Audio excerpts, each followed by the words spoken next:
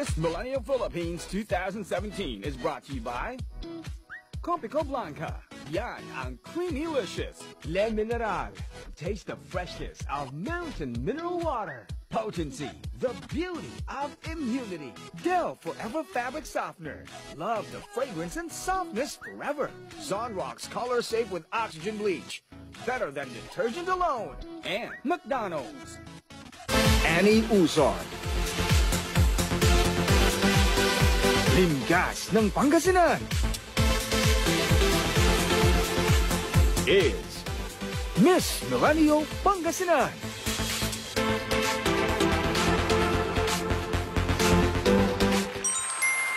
Years old, BS Architecture sa St. Louis University.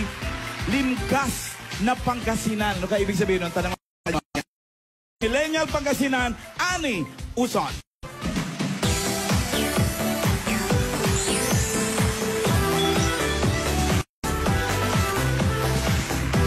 Hello, Annie. Hi, Annie. Welcome. Welcome back to Eat Bulaga. Kamusta? Okay lang po. Kamusta ang biyahe mula sa Pangasinan? Mabilis na lang, no? Ano po, 6 hours pa rin po siya. 6 hours pa rin. Pero 6 hours. Yung 6 hours na yan, ano, may tanong kami kasi ano yung kanina yung... Limgas? Limgas na Pangasinan. Parang mutya ng Pangasinan, Parang gano'n? Miss Pangasinan, parang gano'n. Yun. O, ba't di mo batiin yung mga Dabarkads mong taga-Pangasinan? Ano bang salita sa Panggalatok. Panggalatok? Pangasinan po yung tawag namin. Sa language po namin. Sa dialect. Opo. Pangasinan. Go ahead. Okay, go ahead. Maabigyan nga rin mga Dabarkads. Yun na yun! Opo. Short but sweet. Good afternoon. So anong tawag sa mga Panggalatok? Ano yung ibig sabihin Ano yung Panggalatok? Yung Panggalatok? tao. In O Pangasinese. Opo. Saan galing yung Panggalatok? Parang yun po yung sinasabi nila na language, pero ang totoo po, Pangasinan po yung tinatawag Pangasinan namin sa talaga. Pangasinan. Tawag sa dialect. Well, 6 hours away, you were saying kanina. Ano bang 6, ano ba yung adventures na makikita namin after traveling na 6 hours sa pwedeng ma-experience pagpunta sa Pangasinan? Kasi po, di ba po, bawat province may bawat adventures. So, pag sinabi po kasing Pangasinan, ang nasa isip ng mga tao, syempre 100 islands Of course. po. Pero alam nyo po ba, trivia lang po, Okay. alam nyo po ba kung ilang islands ang meron sa 100 islands? Ilan talaga? Ilan nga po ba? Ano po kasi, yung pag low tide po siya, pag low tide, Mababa yung tubig. Opo, 124 islands. Okay. Opo, ganun po kada. Tapos po, pag high tide naman, nagiging 123 na lang po siya. Isa nawawala. Isa lang naman pala. Okay. Tapos po, maliban po kasi sa 100 islands, kasi yung mga beaches all over the Philippines, white sand, clear water, marami na po yan, di ba? Pero sa Pangasinan lang, meron yung natural form na swimming pool. Kasi po, meron po kaming tinatawag na depth pool. Okay. Opo. Ano Kasi, yun? ano po siya, natural form na swimming pool na sobrang lalim niya po. Tapos whenever the tide came, parang if you fill up niya yung butas na yun with salt water. And you can swim safely? Yes po. Pero ano po, Wow! can you dare to jump into that depth pool? Pero parang kasi... Ano kalalim daw yun? Akala ko ano depth. po, kasi may Depth? isang, recently po, may isang vlogger na, di ba depth po? D-E-P-T-H. Okay. Depth. Opo, pero Lalim. Ang gulo mo, ha? Pero di ba po, medyo Makinig ka na lang. Okay. Pero medyo silent TH po kasi siya. So, Yeah, okay. na-misinterpret siguro yung vlogger. Sinabi niya parang medyo binasa niya as silent T. So, sinabi niyang pool. death pool.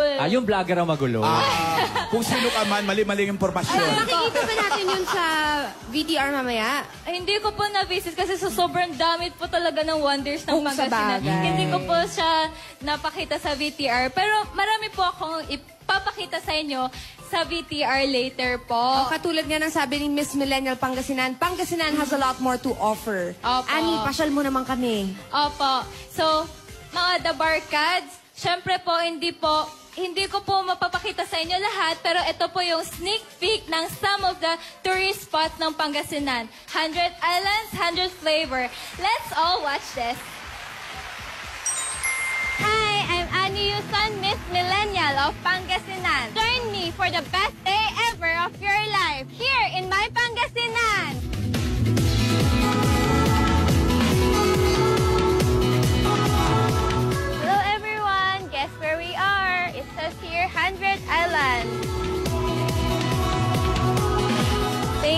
Itbulaga.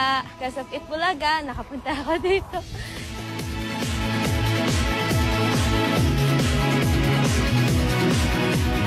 So we're here na sa Governor's Island. Excited na ako makita kung ano ang meron. Excited na ba kayo?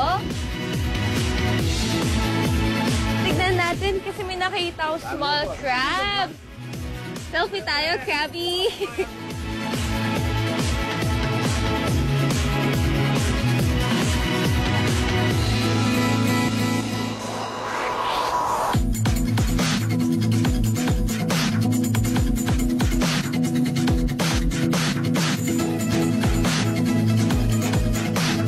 So, dito tayo ngayon sa Governor's Office. First time ko din dito sa loob. Sobrang ganda niya.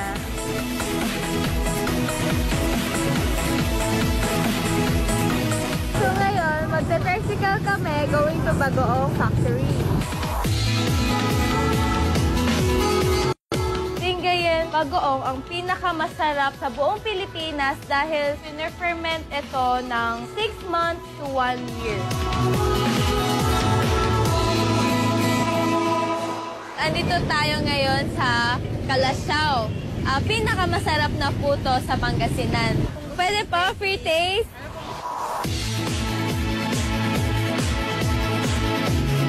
From 6 a.m. to 6 p.m. pero ang dami pa nating hindi napapasyalan. Talagang kulang na kulang isang araw to roam around Pangasinan sa dami ng wonders dito. If you got serious FOMO, rediscover the beauty and appease your cravings for sweet, salty, and savory delicacies here in my Pangasinan.